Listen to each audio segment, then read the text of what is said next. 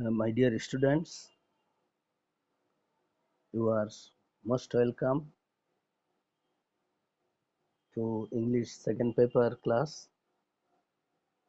Today is 8.6.2021.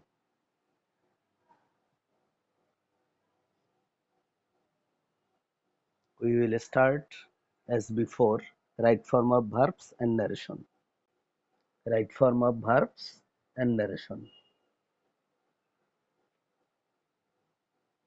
তোমরা কি শুনতে পাচ্ছ আমার কথা? কেউ রেসপন্ড করো?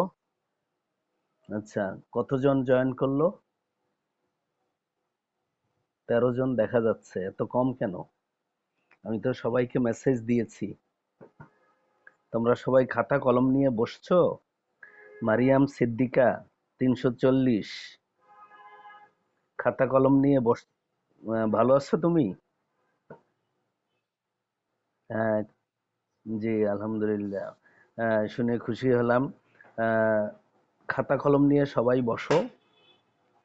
তোমরা জানো যে আমাদের রুটিনে কিছুটা পরিবর্তন আসছে। যারা সায়েন্সের স্টুডেন্ট, এখানে বেশিরভাগ দেখা যায় সায়েন্সের স্টুডেন্ট। আর্টসের দেখা যায় ঐশী দাস, তারপরে ইসরাত জাহান মৌ, মানসী ব্যানার্জি। আচ্ছা, সবার উদ্দেশ্যে বলতেছি যে তোমাদের রুটিন চেঞ্জ হয়েছে, গ্রুপে দেয়া হয়েছে। আগামী কামিং শনিবার থেকে নতুন রুটিন কার্যকরী হবে এবং তোমাদের জন্য যেটা মোস্ট ইম্পর্টেন্ট, বিশেষ করে সায়েন্স গ্রুপের স্টুডেন্ট মারিয়াম সিদ্দিকী, মনোযোগ দিয়ে শোনো। তোমাদের প্র্যাকটিক্যাল ক্লাস অনেক দিন পর্যন্ত হয় নাই এবং তোমাদের প্র্যাকটিক্যাল হবে কিন্তু বদরুন্নেসা কলেজে, এটা তোমরা জানো? মারিয়াম? হ্যাঁ হ্যাঁ।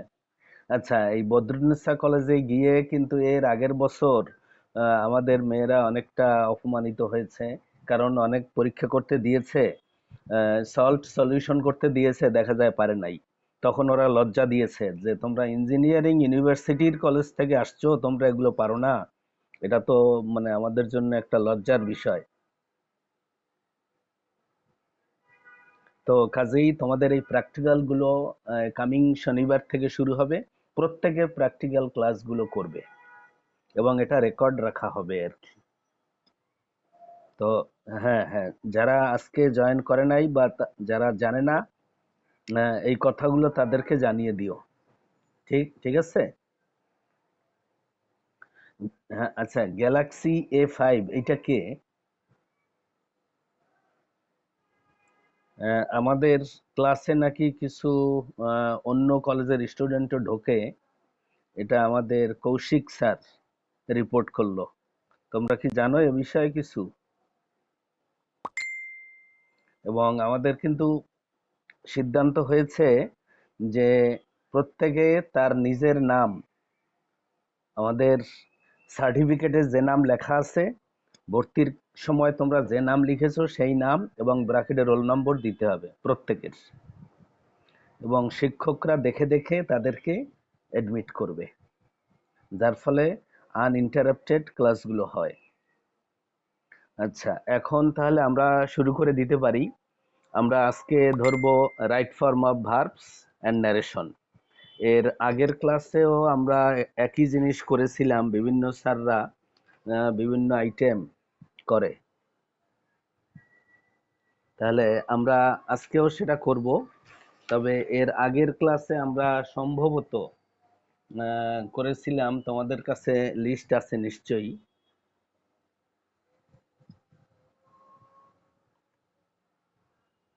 তোমাদের কাছে লিস্ট আছে নিশ্চয়ই। আমরা আগের ক্লাসে করেছিলাম রাজশাহী বোর্ড 2017 ন্যারেশন এবং right form of verbs.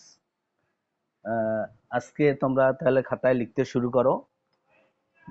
Narration and right form of verbs, Dhaka board, Dhaka board 2017।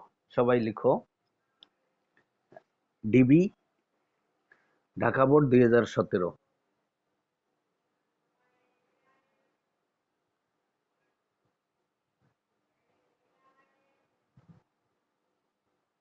প্রত্যেকে লিখতে শুরু করো।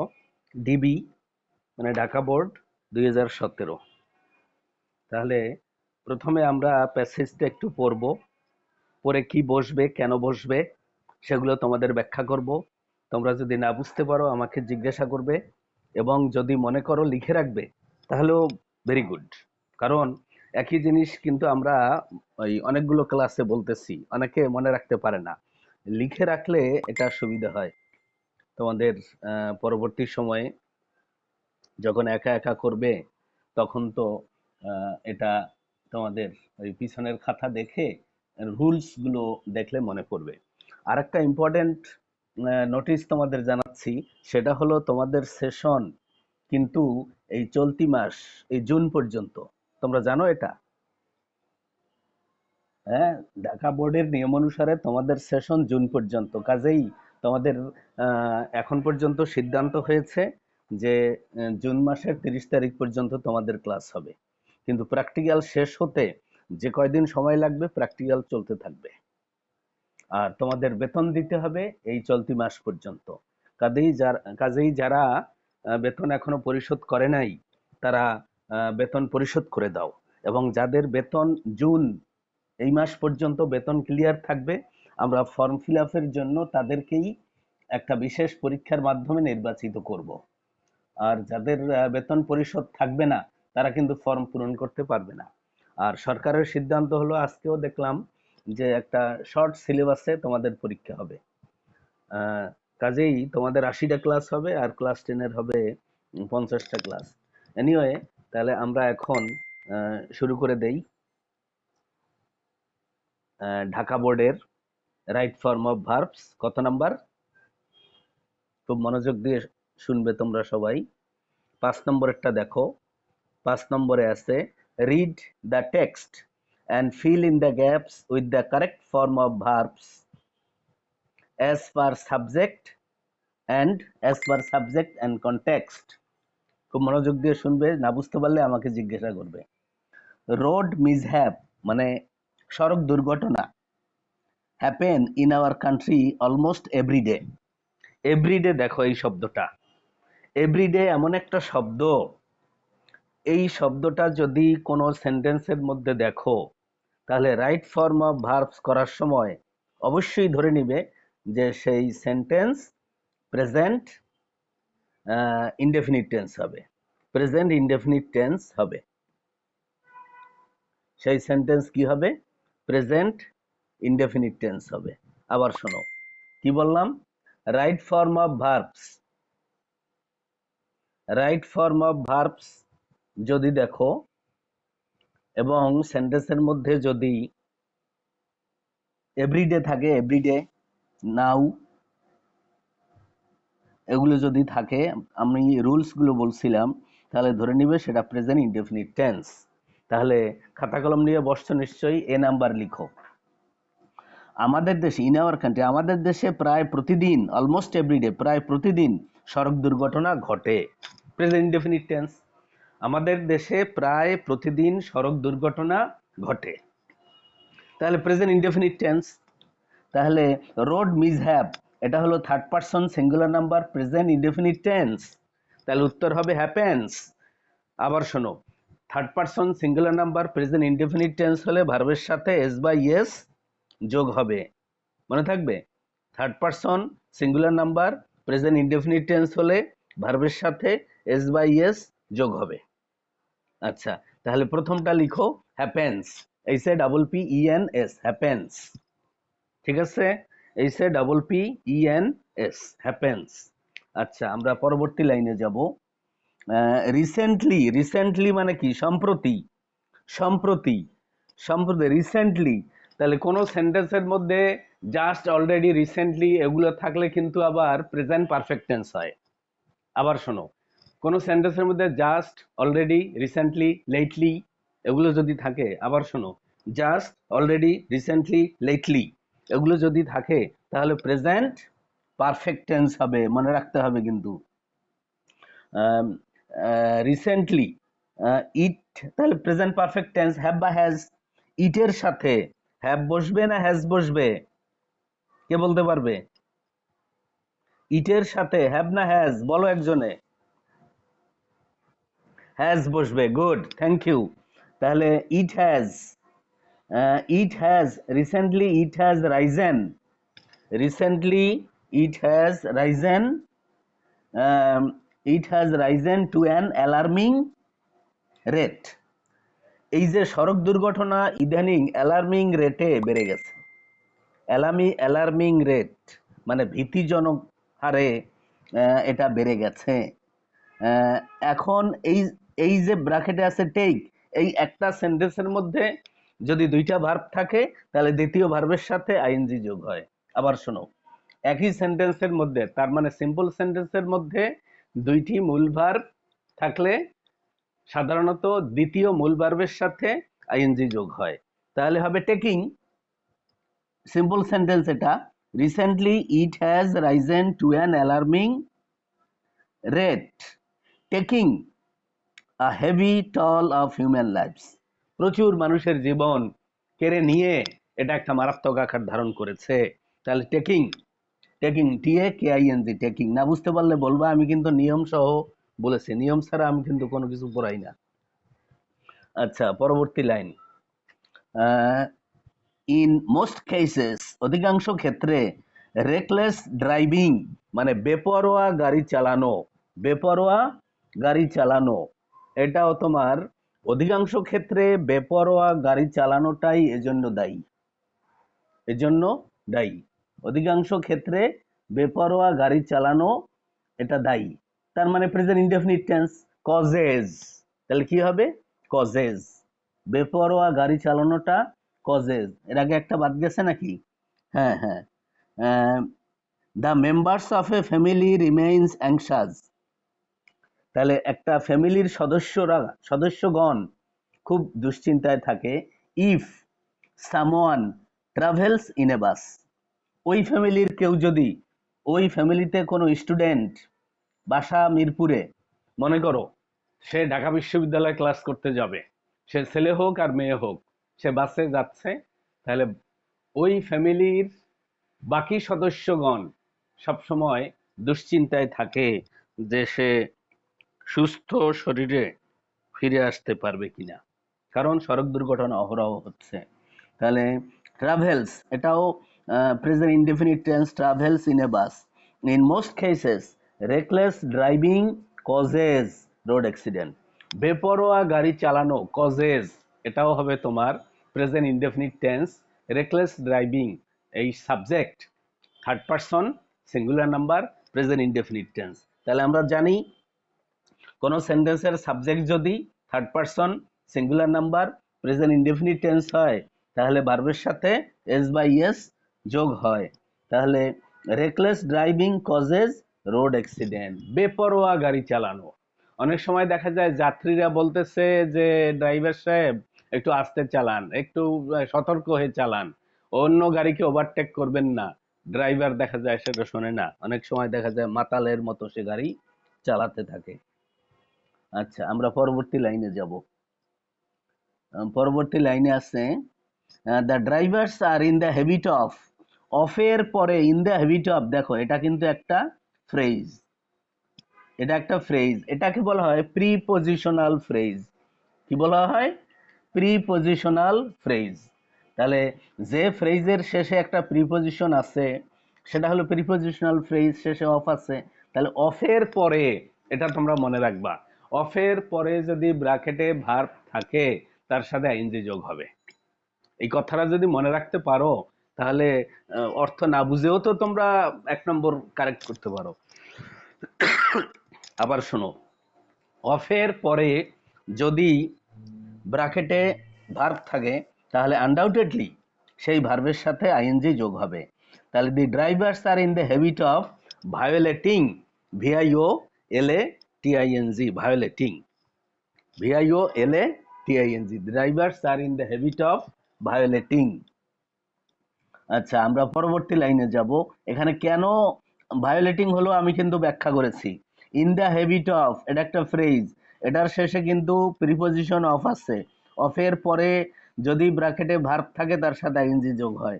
তাহলে ড্রাইভাররা সাধারণত ট্রাফিক রুল গুলো মানতে অভ্যস্ত না, এটা মানে ভায়োলেট করতে চায়। Road accidents can B can এই শব্দটার সাথে তোমরা পরিচিত, এটার নাম মডেল অক্সিলারি। আবার শোনো, can, could, shall, should, will, would, may, might, must, need, dare, এই যে কয়েকটা শব্দ বললাম, কি বললাম? Can, could, shall, should, will, would, may, might, must, need, dare, এগুলোকে বলা হয় মডেল অক্সিলারি। এই মডেল অক্সিলারির পরেই যদি ব্র্যাকেটে ভার্ব থাকে তাহলে কিন্তু সেটা প্রেজেন্ট ফর্ম হবে। মনোযোগ দিয়ে শোনো, কিন্তু মডেল অক্সিলারির পরে যদি বি থাকে, বি, এই যে দেখো আমি কলম দিয়ে দেখাচ্ছি, মডেল অক্সিলারির পরে যদি বি থাকে তারপরে ব্র্যাকেটে ভার্ব থাকলে অবশ্যই বি3 হবে। মনে আছে সবার? আবার শোনো, মডেল অক্সিলারির পরে যদি সরাসরি ব্র্যাকেটে ভার্ব থাকে সেটা প্রেজেন্ট ফর্ম, কিন্তু মডেল অক্সিলারির পরে যদি বি থাকে তাহলে সেটা বি3 হবে। তাহলে ক্যান বি লিসেন্ড, শুধু ইডি যোগ করো, ক্যান বি লিসেন্ড, LESSENED। তাহলে road accidents can be lessened, road accident কমানো যেতে পারে। কিভাবে? If the drivers drive vehicles carefully, vehicles মানে গাড়ি, যদি ড্রাইভাররা তাদের গাড়ি চালায় কেয়ারফুলি, সতর্কভাবে। Next line, people should be conscious, conscious মানে কি? সচেতন। তাহলে পিপলকে কনসাস হতে হবে ইন দিস রেসপেক্ট। এক্ষেত্রে ওয়াইলের পরে এখানে আরেকটা নিয়ম, মোস্ট ইম্পর্টেন্ট নিয়ম, এটা কিন্তু বিসিএস পরীক্ষায় আসে। হ্যাঁ, তোমরা তো আর বিসিএস দিবা না, তোমরা হয়তো মেডিকেল ইঞ্জিনিয়ারিং বা বিশ্ববিদ্যালয় দিবা, সেখানেও আসে। এই হোয়াইল দিয়ে দুইটা নিয়ম, হোয়াইলের পরেই যদি ব্র্যাকেটে ভার্ব থাকে তাহলে তার সাথে আইএনজি যোগ হবে, এ গেল একটা নিয়ম। তা নাম্বার 2, হোয়াইলের পরে যদি সাবজেক্ট থাকে তারপরে ব্র্যাকেটে ভার্ব, তবে সেটা হবে পাস্ট কন্টিনিউয়াস টেন্স, অর্থাৎ ওয়াজ ওয়্যার এবং ভার্বের সাথে আইএনজি। আমি আবার বলতেছি, হোয়াইলের পরেই যদি ব্র্যাকেটে ভার্ব থাকে তাহলে নিঃসন্দেহে সেটার সাথে আইএনজি যোগ করবা। আর হোয়াইলের পরে যদি সাবজেক্ট থাকে, সাবজেক্টের পরে ব্র্যাকেটে ভার্ব, তাহলে সেটা পাস্ট কন্টিনিউয়াস টেন্স হবে। তাহলে এখানে হোয়াইল ক্রসিং, হোয়াইলের পরে সাবজেক্ট নাই, তাহলে সরাসরি ভার্ব আছে ing, while crossing the road they should be careful. রাস্তা যখন ক্রস করবে জনগণ বা স্টুডেন্টরা, ছাত্রছাত্রীরা, সাধারণ মানুষ রাস্তা ক্রস করার সময় তাদেরকে কেয়ারফুল থাকতে হবে। সাম পিপল ট্রাভেল, কোন কোন মানুষ ট্রাভেল করে, হ্যাঁ, কোন কোন মানুষ ট্রাভেল করে, ব্র্যাকেটে কি আছে এখানে? সাম পিপল ট্রাভেল, দেখো এই একটা ভার্ব, ট্রাভেল একটা ভার্ব, আর ব্র্যাকেটে ক্লাইম্ব একটা ভার্ব। তাহলে পরপর দুইটা ভার্ব থাকলে দ্বিতীয় ভার্বের সাথে আইএনজি। এই প্রত্যেকটা কিন্তু আমি নিয়ম বলেছি, কাজেই এটা যদি তোমাদের পরীক্ষায় আসে প্রত্যেকে 10-এ 10 পাবে। আর যদি না বুঝতে পারো আমাকে জিজ্ঞেস করবা। আচ্ছা, আবার শোনো, সাম পিপল ট্রাভেল, ট্রাভেল একটা ভার্ব, কিছু কিছু মানুষ ট্রাভেল করে, তারপরে আছে ক্লাইম্ব, তাই দুইটা ভার্ব পরপর আছে, তাহলে দ্বিতীয় ভার্বের সাথে ing. Climbing on the roof of the buses entrance, তার মানে কিছু কিছু মানুষ বাস বা ট্রেনের ছাদে চড়ে ক্লাইম্বিং ট্রাভেল করে, ভ্রমণ করে। আচ্ছা, তাহলে এখানে ক্লাইম্বিং হবে, কেন হবে তাও বলেছি। পরবর্তী line, traffic rules must be maintained strictly, traffic আইন মাস্ট বি মেইনটেইনড, অবশ্যই পালন করতে হবে, স্ট্রিক্টলি কঠোরভাবে, ট্রাফিক আইন কঠোরভাবে নিয়ন্ত্রণ করতে হবে। উইথ এ ভিউ টু, এই যে উইথ এ ভিউ টু, এটা তোমাদের মনে রাখা দরকার। With a view to, look forward two, can not help, could not help, addicted two, এরকম কিছু কিছু আমি তোমাদের লিখে দিয়েছিলাম, আগেও বলেছিলাম যে এইরকম 7-8টা ফ্রেজ আছে, এগুলোর পরে ব্র্যাকেটে ভার্বের সাথে আইএনজি যোগ হয়। With a view to, look forward to, feel like, can not help, could not help, accustom to, এই তো 7-8টা বললাম। এরকম ফ্রেজ ইডিয়ামসের পরে ব্র্যাকেটে ভার্ব থাকলে তার সাথে আইএনজি যোগ হবে। তাহলে with a view two with a view two controlling. Controlling controlling বানান করতে গিয়ে কিন্তু ডবল এল হবে, CONTROLLING, with a view two controlling. তাহলে এখানে লাইনটা কি, traffic rules must be maintained strictly, traffic আইন কঠোরভাবে পালন করতে হবে বা প্রয়োগ করতে হবে, with a view two controlling road accident, road accident নিয়ন্ত্রণ করার জন্য ট্রাফিক আইন কঠোরভাবে পালন করতে হবে বা প্রয়োগ করতে হবে। তাহলে এখানে আমরা সব কটা করলাম, তোমরা কিভাবে উত্তর লিখেছো মিলিয়ে নাও। আচ্ছা, আমরা একটু দেখতে চাই যারা লিখেছো তারা মিলাও। দেখো, answer to the question number 5, প্রথম এ নাম্বারে হ্যাপেন্স, বি নাম্বারে হ্যাজ রাইজেন। বোর্ডের খাতায় কিন্তু এভাবে লিখবে, একদম নিচে নিচে লিখবা। তুমি যদি বলো এতে বেশি জায়গা নষ্ট হয়, হোক, অসুবিধা কি, এটা তো গভর্নমেন্ট কাগজ দিবে। তবে দেখতে সুন্দর করতে হবে তোমাদের, অপচয় আমরা করছি না, তো সৌন্দর্য মেনটেন করতেছি। তাহলে এ নাম্বারে হ্যাপেন্স, বি নাম্বারে হ্যাজ রাইজেন, সি নাম্বারে টেকিং, ডি নাম্বারে ট্রাভেলস, ই নাম্বারে কজেস, এফ নাম্বারে ভায়োলেটিং, জি নাম্বারে লেসেন্ড ইডি যোগ, এইচ নাম্বারে ক্রসিং, আই নাম্বারে ক্লাইম্বিং, এবং লাস্টেরটা যে নাম্বার হলো কন্ট্রোলিং। এখানে কিন্তু কন্ট্রোল ছিল ব্র্যাকেটে একটা এল, আমরা আইএনজি যোগ করার সময় ডবল এল দিয়েছি। এখানে ডবল এল কেন হলো, এখন একজন আসছে 350 রোল 19 350, এত পরে কেন? আচ্ছা, কন্ট্রোলিং লিখতে গিয়া কিন্তু শেষে ডবল এল হবে। আমরা রাইট ফর্ম অফ ভার্বস শেষ করলাম, এখন আমরা ধরবো কোনটা, ন্যারেশন। কাজেই তোমরা লিখো ঢাকা বোর্ড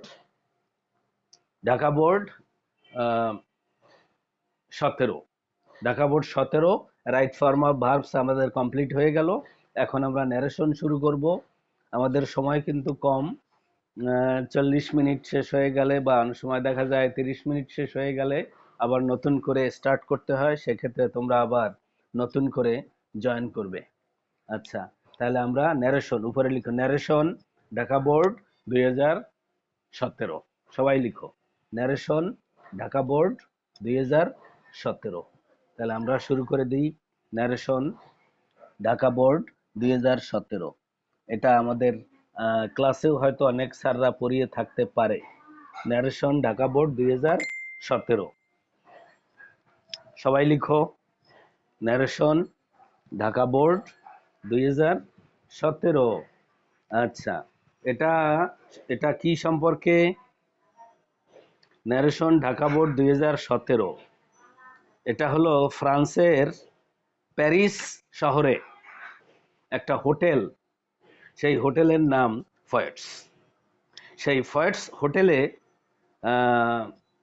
একটা অনুষ্ঠান, অনুষ্ঠান ঠিক না, একটা একজন আরেকজনকে ইনভাইট করেছিল।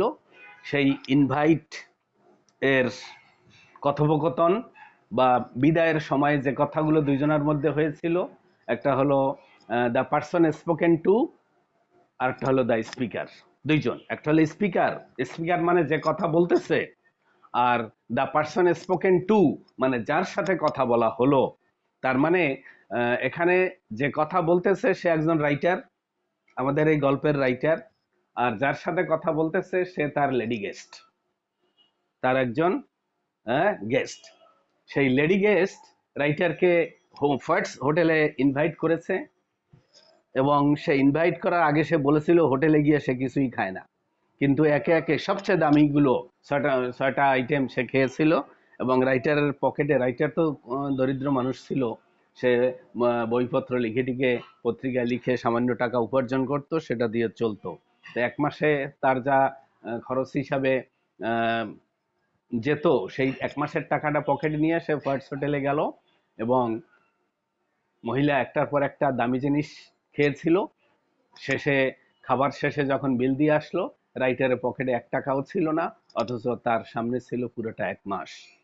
তখন ওই মহিলা হোটেল থেকে যখন বেরিয়ে যাচ্ছে, তখন রাইটারের সাথে হ্যান্ডশেক করতে করতে বলেছিল, তুমি আমার কথা মতো চলবে, আমার উপদেশ মেনে চলবে, এবং খেতে বসলে কখনো একটার বেশি খাবে না। দেখো না, আমি কখনো একটার বেশি খাই নাই। দেখো মহিলা কত মিথ্যাবাদী।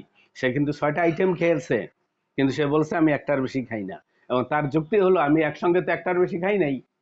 যখন অ্যাসপারাগাস খেয়েছি তখন তো অন্য আইটেম খাই নাই, যখন কেভিয়ার খেয়েছি তখনও তো অন্য আইটেম খাই নাই, যখন আইসক্রিম খেয়েছি তখনও অন্য আইটেম খাই নাই, কাজেই আমি তো একটার বেশি খাই নাই। তো রাইটারের মন মানে প্রচন্ডভাবে রেগে গেল। সে বিড়বিড় করে বলে উঠলো, আমি তার সে বেটার কিছু করব, আমি আজ রাতে কিছুই খাবো না। এখন রাইটারের মন খারাপ হয়ে গেছে, এটা দেখে মহিলাটা ভাবলো যে ওরে একটু মানে মনটা চাঙ্গা করা দরকার। সে গাড়িতে ওঠার সময় বলল কি, যে তুমি আসলে একজন রসিক।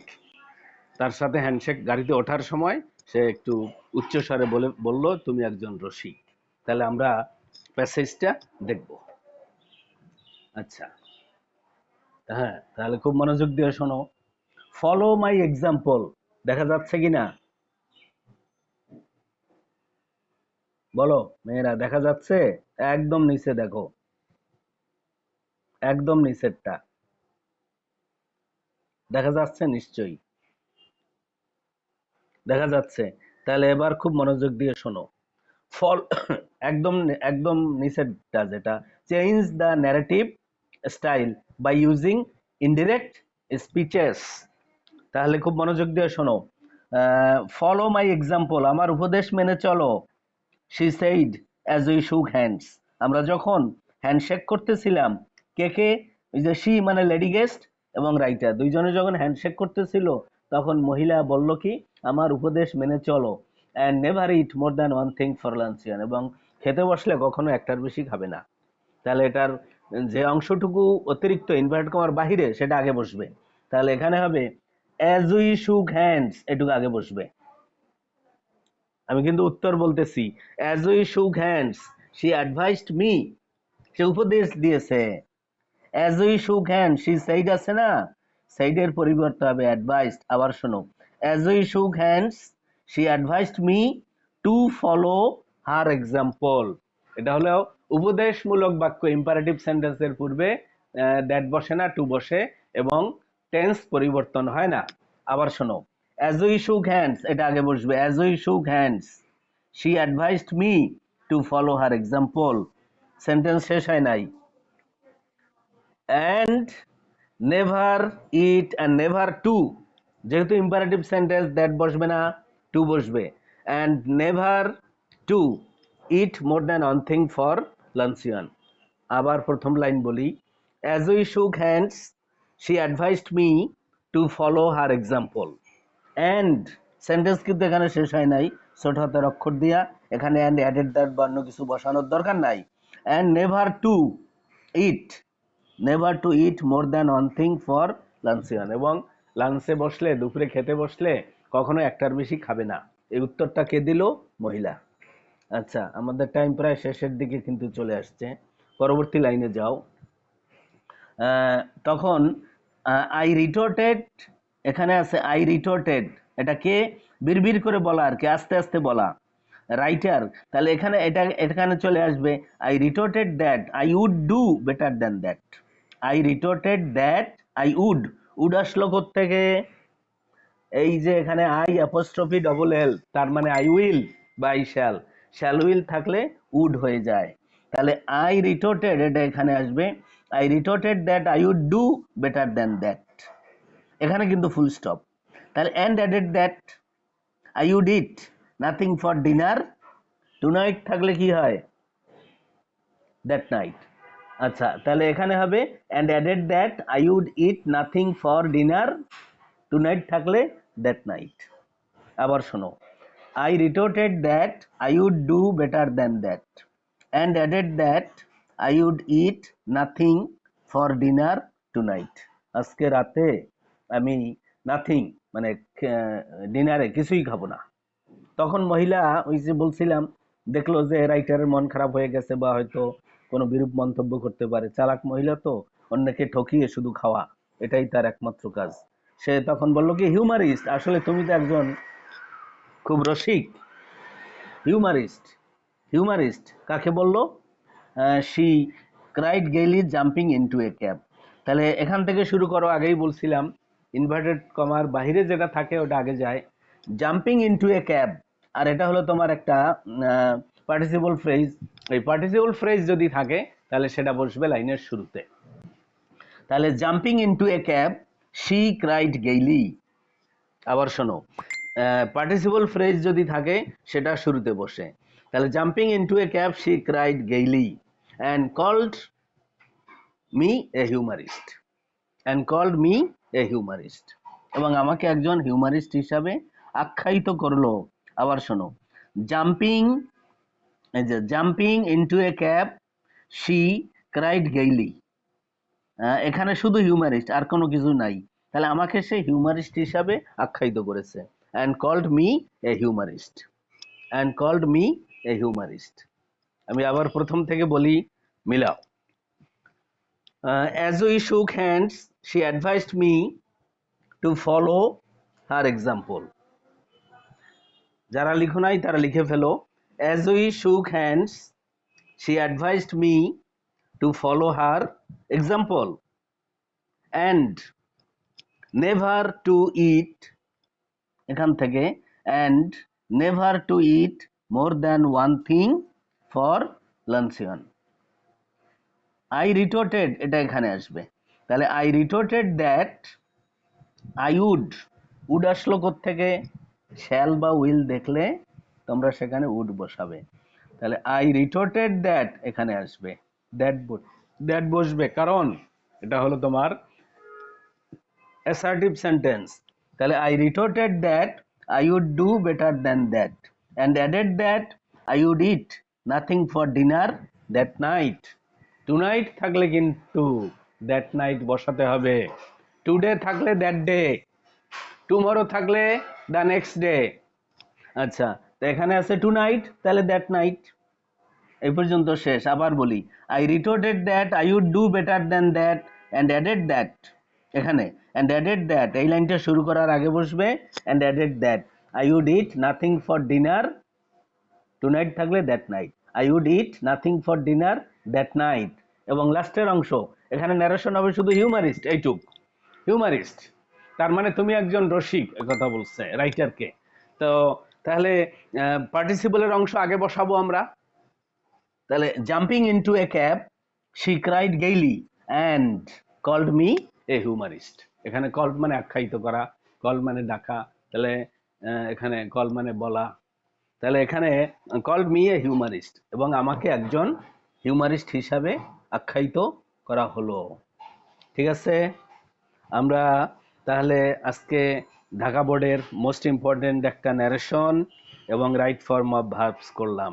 আমি কিন্তু তোমাদের বাছাই করে করে পড়াচ্ছি, তোমাদের প্রশ্ন অনেক সহজ হবে এবং সরকারের টার্গেট থাকবে, যেহেতু ক্লাস নিতে পারে নাই, সরকার ইচ্ছা করেই এখন খুলতেছে না, অথবা কোভিডের কারণে খুলতেছে না, এটার ভিতরে অনেক রহস্য আছে, তোমরা বুঝতে পারবে না। তো ক্লাস নিতে পারতেছে না, আন্দোলন হচ্ছে স্কুল কলেজ খুলে দেওয়া হোক, কারণ সবকিছু চলছে। তাহলে এই ছেলেমেয়েদের জীবন নষ্ট করে লাভ কি? সরকার হয়তো অন্য কোনো কারণ থাকতেও পারে, নাও থাকতে পারে, সে স্কুল কলেজ খুলতেছে না, কিন্তু পরীক্ষা তো হবে।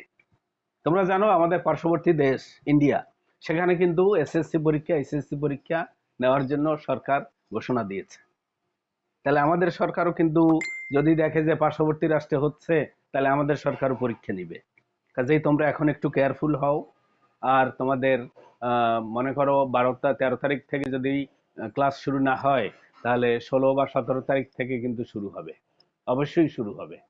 এবং তোমাদের 80টা ক্লাসের পরে 15 দিন গ্যাপ দিবে সরকার, গ্যাপের পরেই পরীক্ষা। আর তোমাদের কলেজ খুললে 1 মাসের মধ্যে ফর্ম ফিল আপ শুরু হয়ে যাবে। আমরা 1 মাসের মধ্যে একটা পরীক্ষা নেব অবশ্যই। এটা বোধহয় তোমরা নোটিশ পেয়ে যাবে 2 দিনের মধ্যে। কালকে আমাদের একটা মিটিং হয়েছে, মিটিংয়ে সিদ্ধান্ত হয়েছে যে আমরা একটা পরীক্ষা নেব, পরীক্ষা নিয়ে বাছাই করে তাদের ফর্ম ফিল আপ করবো। এখন বাছাই করব কাদেরকে? যারা এই পরীক্ষায় পাশ করবে। 1, যাদের জুন মাস পর্যন্ত যাবতীয় পাওনা পরিশোধ থাকবে। 2, যারা রীতিমতো ক্লাস করেছে, অনলাইনের ক্লাসগুলো। একদম যারা করে নাই তারা কিন্তু আবার সমস্যায় পড়ে যাবে। কাজেই যারা এখনো ক্লাস করছে না, তোমরা এরকম কোনো তোমাদের বান্ধবী যদি থাকে তাদেরকে বলো যে স্যার বলছে ক্লাস করতে। আর আমি তোমাদের প্রতি অত্যন্ত আন্তরিক থাকবো, যাতে কোনো স্টুডেন্ট বাদ না পড়ে। ঠিক আছে?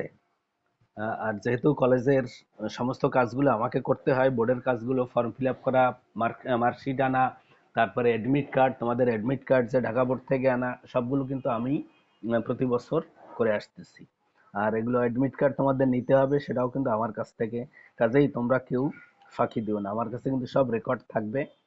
কারো কোনো ব্যাড রেকর্ড হলে তার ফর্ম ফিল আপে যদি ঝামেলা হয়, সেজন্য সে নিজেই দায়ী থাকবে। কাজেই বাবা মাকে আমার কথাগুলো বলবে, ঠিক আছে? এবং এখন থেকে যেটা পড়া দেবো সেটা শিখবে। তাহলে তোমাদের আমি ঢাকা বোর্ড আজকে শেষ করলাম, অন্যান্য বোর্ড কয়েকটা করেছি। যে বোর্ডগুলো 17 সালের বাকি আছে সবগুলো পড়া। আবার শোনো, 17 সালের যে বোর্ডগুলো বাকি আছে সবগুলো পড়া তোমরা বাসায় পড়ে রাখবে। আমরা আরো দ্রুত এবং একদিনে আরো বেশি করার চেষ্টা করব। কাজেই আমরা আজকে এখানে শেষ করছি, আমাদের সময় প্রায় শেষ। তোমরা সবাই ভালো থাকো, রীতিমতো পড়াশোনা করো, স্বাস্থ্যবিধি মেনে চলো, অকারণে বাইরে ঘোরাঘুরি করো না, এবং বাবা মাকে বলো যে টিকা দেওয়ার জন্য যেন রেজিস্ট্রেশন করে ফেলে।